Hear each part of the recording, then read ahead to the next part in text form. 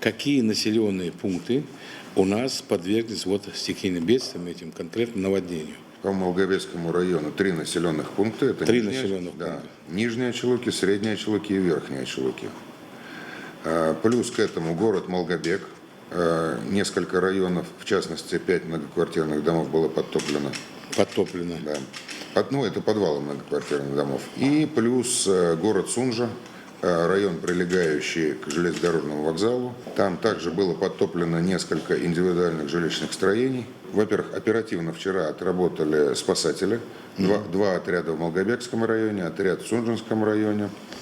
Плюс нам понадобилась помощь по откачке помп МЧС, соответственно, пожарной бригады. Жертв и пострадавших нет. Единственное, в Нижних Ачулуках были 2 дома, откуда не могли семьи выбраться из этой ситуации с подтоплением. Соответственно, спасатели и местные жители помогли, люди вышли. То есть все-таки все помогли, все сделали, Все да? сделали, да. На сегодняшнее утро следы подтопления в школе были полностью уже устранены. То есть внутри школа полностью, как и была, готова к 1 сентября. Единственный вопрос, который остался, это заиленная территория школы.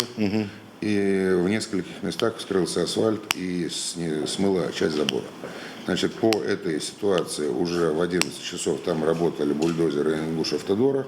Посмотрим, там небольшая площадь участка, асфальт весь будет до 1 сентября установлен.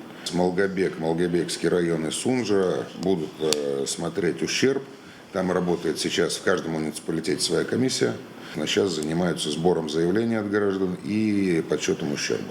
В зависимости от этого и от той справки, которую мы получим от Росгидромета, уже будут приняты решения о муниципальном ЧС или, может быть, нам придется объявить республиканский. Вы берите это на контроль. Значит, первое. Второе. Значит, необходимость, если срочно есть, жизнеобеспечение, там свет, газ, те вещи, которые необходимы для людей. То есть подключайте МРСК, Межрегионгаз, если это нужно. Очень проследить, значит, не забыть никого. То есть вот комиссии-то районные, городские они, но все-таки надо послушать людей, какой-то контактный телефон дать, чтобы они могли звонить, чтобы могли дополнительно выехать, если будет необходимость. Людям оказать всемирную помощь.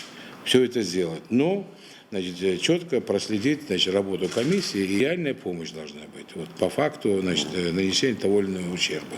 Поэтому я просил бы вас лично это контролировать и в последующем мне докладывать.